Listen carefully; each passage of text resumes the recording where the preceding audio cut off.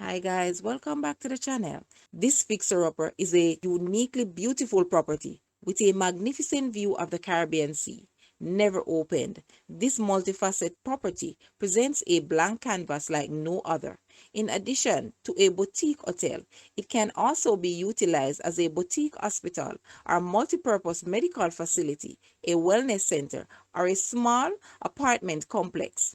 Ideally located midway between CHARISSE and Montego Bay, it awaits its new owner.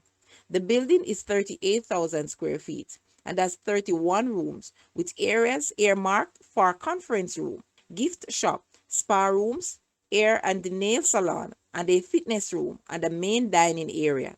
Outside, there is a gazebo, outdoor bar, breakfast area with fountain, swimming pool, and hot tub. Nearby attractions includes Green Grotto Cave and half an hour away Dolphin Cove and the Mystic Mountains are just a couple of the many available attractions.